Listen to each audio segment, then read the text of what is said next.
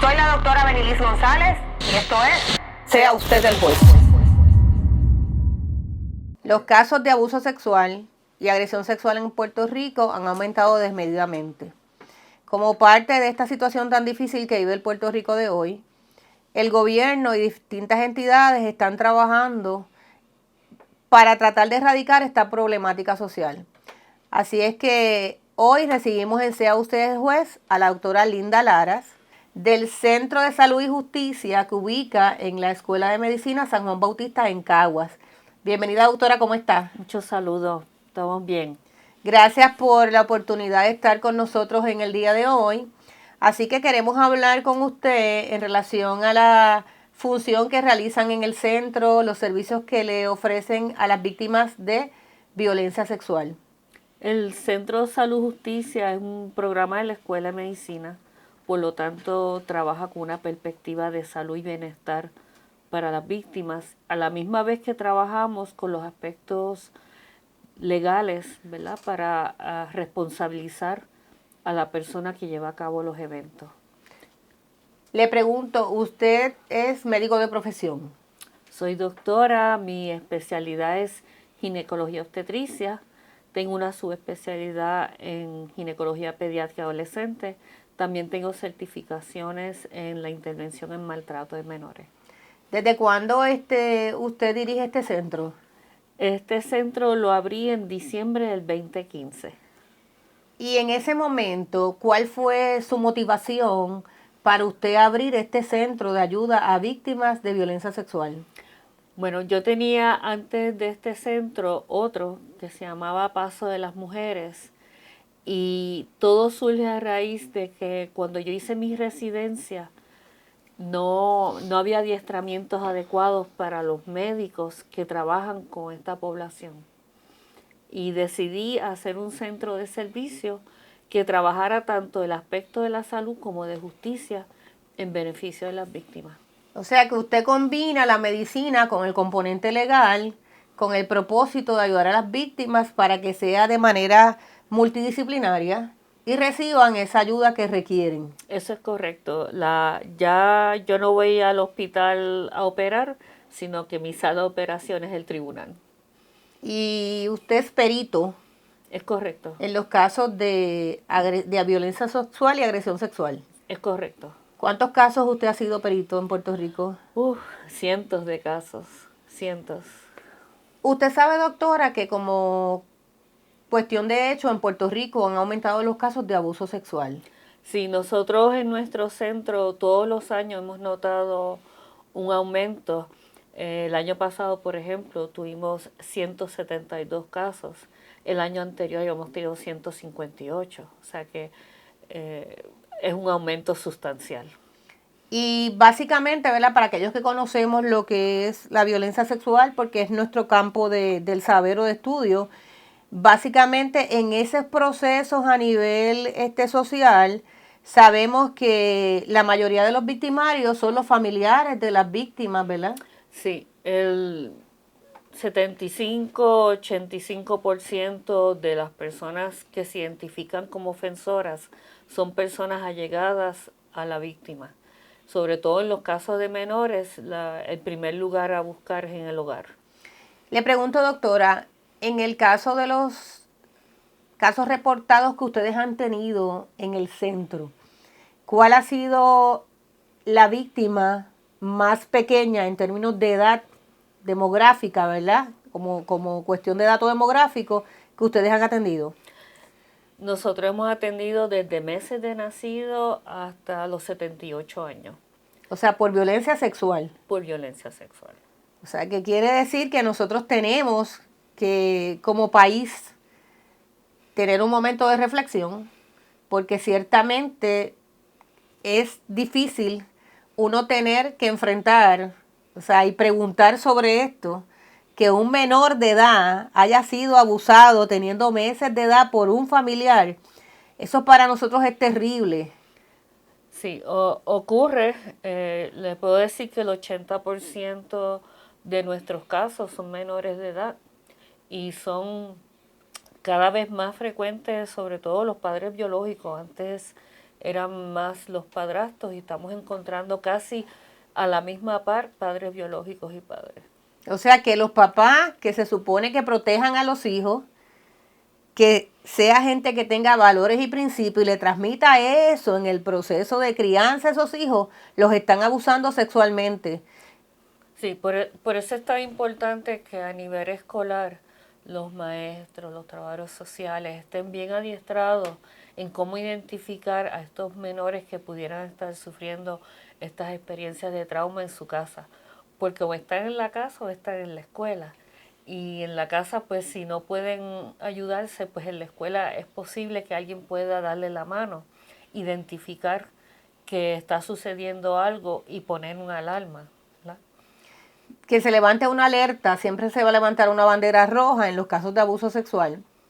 Así que la escuela tiene la misión de educar como institución social, pero también tienen la responsabilidad de identificar esos casos de abuso sexual que nos preocupa, que ciertamente, ¿verdad? Y reiteramos en que la mayoría de los casos se está dando, que antes eran los padrastros, ahora son los padres, así que yo creo que tenemos que hacer algo. Muchas veces, doctora, como país pensamos, ay, pero eso no, a mí no me compete, eso es en la intimidad del hogar, eso no es mi asunto, eso no es mi problema, y no podemos asumir esa actitud, porque todos desde nuestro entorno podemos hacer algo, ¿verdad?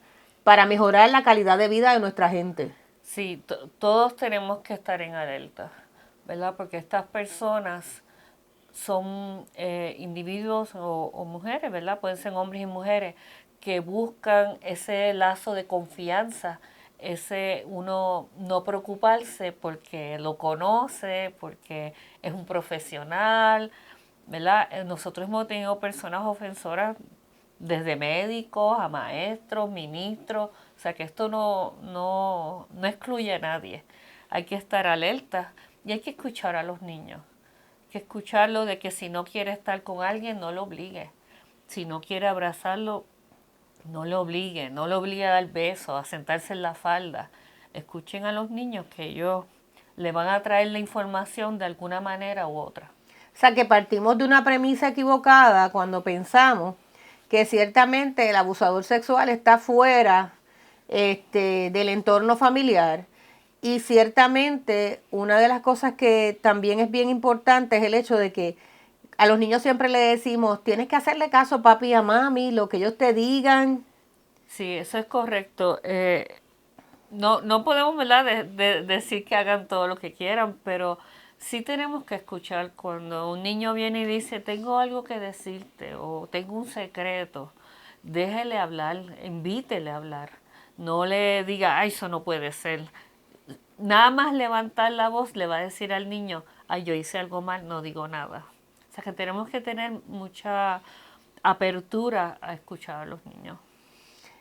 Hablando un poco sobre cómo, ¿verdad? Esos casos, básicamente los servicios que ustedes les van a ofrecer va a depender del tipo de abuso, de las características particulares e individuales de ese caso. Sí, nosotros tan pronto nos llega la persona, ya sea por referido o porque venga por su cuenta, hacemos un seguimiento de necesidades de salud y de lo que desea hacer con respecto al área legal. Si es un menor de edad, pues tenemos unas obligaciones en ley, pero le acompañamos durante todo ese proceso. Hacemos ese seguimiento de necesidades, luego pasa a las entrevistas forenses y al examen médico forense, siempre respondiendo a la víctima.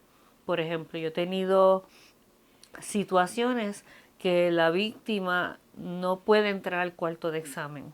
Pues nada, pues yo le enseño lo que vamos a hacer y lo hacemos en otro momento. O sea que buscamos siempre que la víctima esté preparada para el proceso que se va a encontrar. Usted habla de referidos. ¿Quiénes le refieren casos a ustedes? Nos refieren desde la policía, fiscalía, el departamento de la familia, maestros, psicólogos, médicos, vecinos, alguien que ha escuchado nuestro teléfono a través de la línea, de la televisión o la radio, nos refieren. Recibimos de todas partes. Ok, entonces ustedes, luego de que esta víctima recibe los servicios en la sala de emergencia, ¿Cómo es ese proceso desde el momento en que le ofrecen esos servicios de la sala de emergencia? ¿Cuándo es que ustedes intervienen? Muy buena pregunta. En Puerto Rico, la política pública es que una vez ocurre el evento, el periodo de emergencia son los primeros 7 días. Más allá de los 7 días, el servicio que recibe la persona es ambulatoria, fuera de sala de emergencia. En sala de emergencia se hace un tipo de examen y en el periodo ambulatorio se hace otro tipo de examen. Lo esencial es recoger, ¿verdad?, ese historial, esa experiencia que ha tenido y hacer un examen físico donde podemos ver si hay consistencia entre el examen y el historial. En los casos de agresión sexual, hasta hace muy poco, ¿verdad? Yo escuchaba, y todavía aún, se habla de Rape Kit, ¿verdad? Ahora se habla de Safe Kit. Me gustaría que nos explicara, ¿verdad? Para los amigos que nos escuchan, ¿cuál es la diferencia? ¿Por qué se cambia el nombre? Bueno, el nombre está en inglés, ¿verdad? Rape Kit denota algo violento y la persona que no sepa bien qué es, puedes pensar que se le va a hacer algo que incurre en violencia. Y los que trabajamos en esto, pues le hemos llamado Safe Kit, Sexual Assault Forensic Exam Kit. Mejor porque safe suena un poco menos, ¿verdad?, más seguro para ayudar a la víctima. Le pregunto esto porque todo el mundo habla de eso, del Rape Sí. Kit. Luego de que se levanta esa evidencia, ¿verdad? En la sala de emergencia, en ese examen que se le va a hacer a esa víctima, ¿dónde va este kit para su análisis final? Sí, el kit lo recoge la policía, lo lleva al Instituto de Ciencias Forenses para análisis. O sea que ciencias forenses es el último tracto, como decimos, luego de que termina en el proceso de la custodia, ¿verdad? La recolección de la evidencia, la cadena de custodia, entonces llega a forense y en el Instituto de Ciencias Forenses es que entonces hacen el análisis. Sí, eso es correcto. Incluso el gobierno ha elaborado una página web donde la víctima puede saber en qué etapa está de la trayectoria al instituto, en qué etapa está ese kit, si todavía está en el hospital, si lo tiene la policía, si lo entregó ya para análisis. O sea que han incorporado la tecnología. Yo creo que eso es importante también, porque muchas veces, doctora, las víctimas pues no conocen en cuál es el proceso, porque es un proceso nuevo, distinto, que no es normal, ¿verdad? Lo que uno está acostumbrado. Yo creo que es importante que las víctimas conozcan cómo es que se da este proceso y esa idea me parece que es formidable para que esa víctima pueda estar informada del tracto donde va ese análisis. Sí. Otra cosa importante en la política pública de Puerto Rico es que cuando la persona es adulta o mayor de 18 años, no tiene que inmediatamente poner una querella, sino que puede recibir ayuda y luego poner la querella.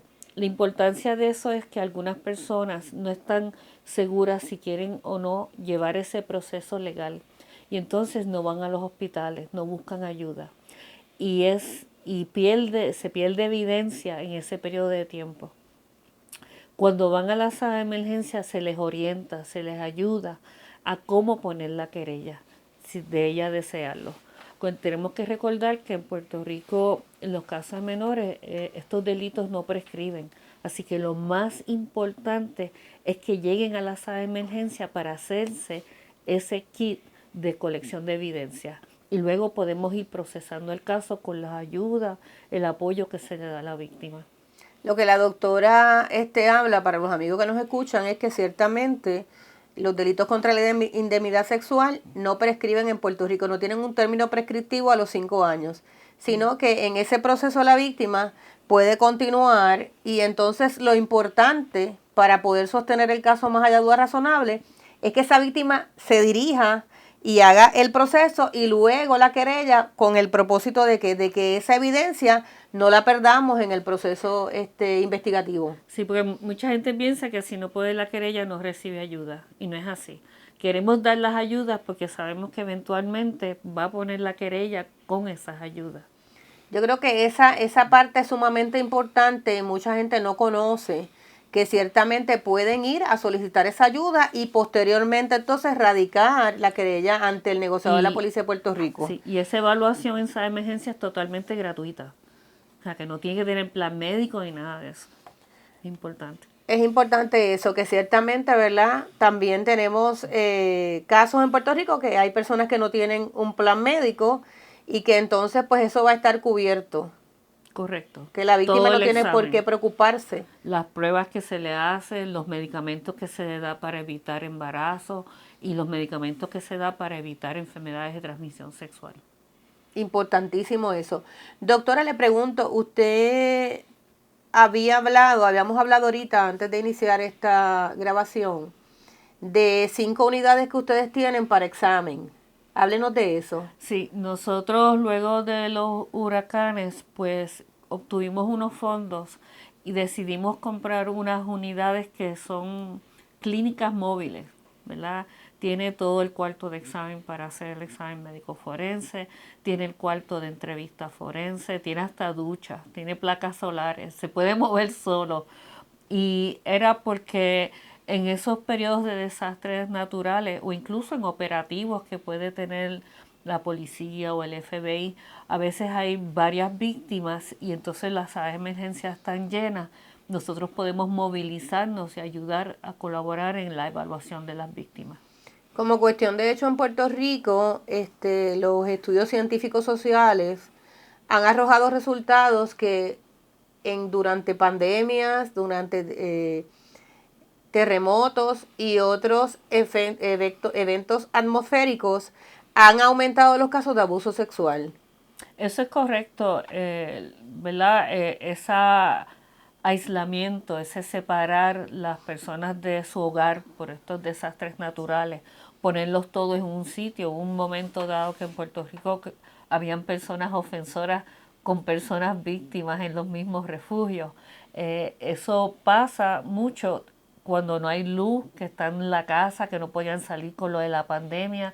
Entonces los menores están en la casa con los ofensores todo el tiempo. Aumenta muchísimo el número de experiencias de trauma por maltrato. O sea que el aislamiento y el encierro en situaciones como esta, ¿verdad? Que tienen unos efectos a nivel del pueblo, a nivel social, pues por la situación de que no hay energía eléctrica, no hay servicios de agua, están encerrados, pues esto crea que entonces haya un vínculo entre ese victimario y la víctima y el victimario aprovecha, por decir, ¿verdad?, la vulnerabilidad de la víctima del encierro y entonces aumentan los casos de violencia sexual. Entendemos que parte del aumento que hemos tenido en nuestras estadísticas tiene que ver con todos estos desastres que Puerto Rico ha pasado. Sabíamos que después de COVID iba a aumentar los números. Y aumentaron los casos después del COVID.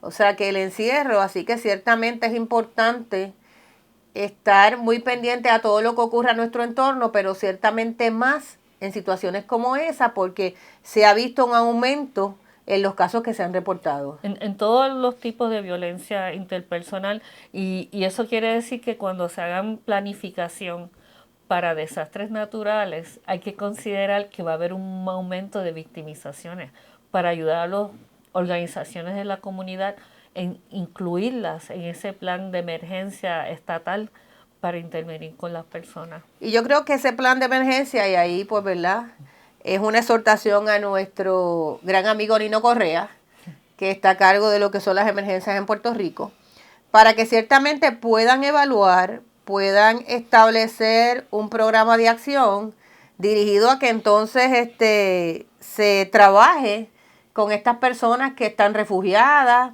o en los procesos de encierro para poder levantar esa data, ¿verdad?, y poder ayudar a esas víctimas. Yo creo que el gobierno aquí tiene una gran responsabilidad en términos de hacer un plan de acción dirigido a establecer política pública relacionada con situaciones como esta ante eventos atmosféricos. Hemos trabajado mucho interagencialmente, tengo que, ¿verdad?, reconocer al Departamento de Justicia, a la Policía de Puerto Rico, al Departamento de la Familia e incluso tribunales, que nos hemos reunido mucho tratando de limitar las brechas, aumentar puentes entre nosotros, para que la víctima no se pierda entre los servicios de las agencias. Yo creo que la integración de los componentes del sistema de justicia criminal con ustedes es vital en ese proceso, porque ustedes son un eslabón importantísimo en la cadena, pero también hay otros, ¿verdad?, que requieren que se integren en ese proceso para poder ayudar a esa víctima. Eso es correcto. Nosotros creemos mucho en la discusión de casos, que eso une todos los componentes de las agencias, todos los que estamos dando servicio a las víctimas, en pro de ayudarla y asegurar un mensaje uniforme. Doctora, le pregunto, ¿ustedes también le dan adiestramiento al negociado de la Policía de Puerto Rico? Sí, participamos todos los años en los adiestramientos. ¿A agentes que trabajan en las divisiones especializadas Es correcto. de violencia doméstica Violencia de género. Sí. y maltrato de menores y abuso sexual? Es correcto. Yo personalmente pues participo explicando lo que es la fisiología, la anatomía y cómo los procesos de trauma pudieran identificarse en el cuerpo. Yo creo que es sumamente importante, ¿verdad?, esa educación y que estemos ávidos de lo que está ocurriendo en el país, especialmente esos que están llamados, ¿verdad?, a hacer los procesos investigativos. Sí que mucha gente a veces piensa que las personas de las agencias son como frías o insensibles. Y yo entiendo que los adiestramientos, mientras el policía sabe lo que yo voy a hacer, cuando se encuentra con una víctima le puede explicar, le puede bajar los temores. Siempre recuerdo un caso que tuve en Guayama, que la víctima hizo una relación tan fuerte con la gente de la policía que pidió que la acompañara en el examen. Y eso para mí fue bien impresionante. Sí, porque ciertamente, ¿verdad?, ven a esta persona como a este funcionario que hace un trabajo sumamente importante y muchas veces no vemos que los agentes que trabajan en las divisiones especializadas de abuso sexual también son seres humanos, ¿verdad?, que se cargan en términos emocionales con todas las situaciones y secuelas que tienen que ver en las víctimas y que esas víctimas pues los ven como una figura también que les va a ayudar en el proceso. Es correcto, de apoyo. De apoyo, ciertamente que es bien importante. Ustedes tienen un programa, Tu Alcalde se Ocupa. Sí, tu alcalde se ocupa, o TASO que le llamamos, es un proyecto para darle a conocer a todos los alcaldes en Puerto Rico la cantidad de víctimas que hemos evaluado de sus municipios. Wow, excelente. Y la cantidad de ofensores que viven en sus municipios. Porque a veces para hacer actividades de prevención es importante que sepan dónde están localizados, ¿verdad? Alertar la comunidad. Y a cambio de eso, pues nosotros le pedimos, ¿verdad?, que nos ayuden a continuar dando servicio y nosotros le damos estadísticas, los incluimos en nuestras actividades educativas. Yo creo que eso es sumamente importante por municipio para que los alcaldes también puedan establecer unos programas dirigidos a y que colaboren con ustedes, porque fíjense que ustedes le están dando una data que es importantísima para ellos puedan conocer, ¿verdad?, quiénes son las víctimas para que las apoyen y quiénes son los victimarios, no para entrar, ¿verdad?, en los aspectos relacionados con justicia, sino para que conozcan, ¿verdad?, cuál es la situación en términos de los victimarios en sus comunidades. Sí, porque bueno, también nosotros somos una organización, ¿verdad?, que se sostiene a base de propuestas y todos los servicios que damos son especializados, sin ningún costo para la víctima. Y ¿verdad?, nuestra sustentabilidad depende de propuestas y de donaciones. Y por eso pues pedimos ayuda de los alcaldes, ya que le estamos dando servicio a personas de su municipio. ¿Y cómo ha sido la respuesta? Pues la alcaldesa de Gurabo fue la primera que dijo presente. Que esa es mi amiga Rosacheli Rivera. Sí, y el alcalde de Bayamón. Los demás pues estamos esperando que nos contesten. Pues esperemos que contesten pronto porque ciertamente la respuesta a esa propuesta es sumamente importante para ustedes, para que ellos conozcan. Yo creo que esto es una labor que ciertamente los alcaldes tienen que insertarse en ella, porque ustedes están proveyéndoles ayuda, ¿verdad? Sí, y los incluimos en los adiestramientos a su personal de municipio. Por ejemplo, el simposio que vamos a dar, estos alcaldes que nos han respondido, pues les daremos unos espacios para que puedan enviar personal de su municipio. Excelente. Safe Hospital. Safe Hospital es un proyecto que tuvo idea desde el Departamento de Salud en Nueva York, y es que ellos buscan hospitales que quieren colaborar con el servicio de hacer el Safe Kit a las víctimas, pero a la vez nosotros los adiestramos, le compramos cámaras forenses, le compramos secador de hisopo y la luz alterna para que puedan recoger más evidencia. Y mientras ellos participan con nosotros, dándonos estadísticas y participando de reuniones. O sea que es una red de los hospitales en Puerto Rico. Eso fue algo voluntario porque no somos agencia de gobierno, y Claro. 7 de los 65 hospitales contestaron diciendo presente. Y nos faltan el resto. Bueno, sería bueno. Así que lo estamos invitando al resto de los hospitales que se inserten en este proceso, que es sumamente importante, de adiestramiento, de educación y de ayuda a esta entidad, que es el Centro de Salud y Justicia, que están haciendo una labor encomiable por el pueblo de Puerto Rico. Así que los invitamos desde aquí, desea usted el juez, para que se inserten en este proceso. Doctora, tenemos el 6º simposio, Empieza para creer, escucha a la víctima antes, durante y después. Es el 12 y 13 de diciembre, cuéntenos de eso. Bueno, nosotros anualmente damos un simposio dedicado a un tema específico. Este año, tras el análisis que hemos hecho con nuestros participantes, entendíamos que el escuchar era un punto bien importante.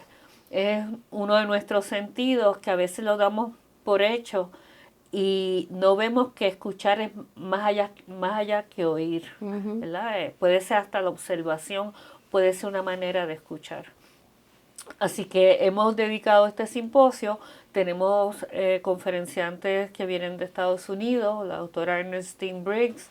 Tenemos un panel de las agencias que van a hablar desde cómo ellos escuchan de las diferentes políticas públicas. Vamos a hablar de la ley nueva del Departamento de la Familia, de Family First. Tenemos también el FBI y el ICE que van a participar. Tenemos varios conferenciantes de renombre. ¿Dónde va a ser ese simposio? Va a ser en el Colegio de Abogados el 12 y 13 de diciembre. ¿Y cómo los amigos que nos escuchan es abierto al público en general? Es abierto al público en general, es un trabajo, ¿verdad? Tiene que ver con violencia sexual todo, pero avanzado, y lo pueden localizar a través de nuestro Facebook. Ajá, ¿cómo le consiguen ahí en el Facebook? Centro Salud Justicia. Centro Salud Justicia, para que puedan inscribirse y participar del simposio. Es correcto. Doctora, yo creo que hablando con usted aquí ha sido muy interesante y muy productivo, porque hemos podido conocer, ¿verdad?, desde la perspectiva del Centro Salud y Justicia, todo el trabajo que ustedes hacen por Puerto Rico, ¿verdad? Porque le dan ayuda a los 78 municipios, no solamente a Caguas, que pensamos que están en Caguas, ¿verdad? A militares, turistas, no hay requerimiento de residencia para nosotros dar servicio. O sea que si una víctima es extranjera o no tiene un estatus migratorio definido, ustedes no le niegan los servicios, no hay discriminación. Hay personas que vienen de vacaciones aquí, les pasa aquí.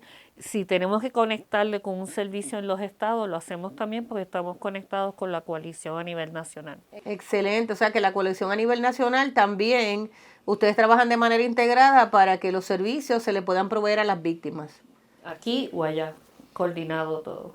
Yo creo que lo que falta por hacer es que instamos a los municipios a que se inserten en este proceso de servicios con ustedes de manera integrada para que podamos lograr mejorar la calidad de vida de las víctimas de abuso y violencia sexual en Puerto Rico.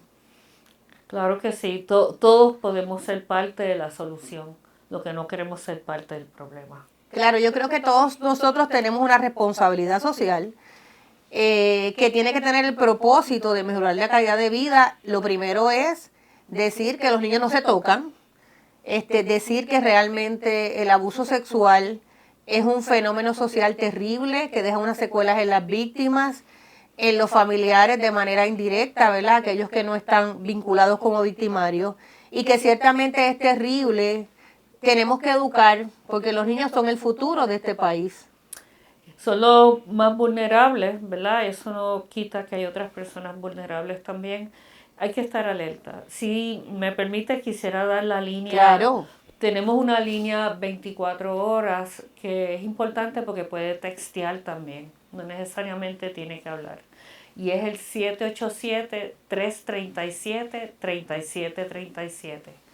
Y si entran en la internet y ponen a saludjusticia.org, pueden bajar una aplicación y tenerlo en su celular todo el tiempo por cualquier emergencia. O sea que aquí no hay ninguna excusa para decir que no, el servicio no está, sino es que están 24 horas ahí pendientes de esa línea para ayudar a esas víctimas que solicitan la ayuda, que lo que tienen es comunicarse a la línea. Dar el paso. No tienes ni que dar tu nombre. Da ese paso primero de llamarnos, que vamos a buscar la manera de ayudar. O sea que ustedes le garantizan la confidencialidad a la víctima. Correcto. Y entonces esa víctima se puede comunicar a través de esa línea. Vamos a repetir el número, doctora. 787-337-3737. Pues desde aquí sea usted el juez, doctora Linda Laras. Primero, le tenemos que decir que admiramos y respetamos mucho su trabajo por el compromiso que usted tiene con este país.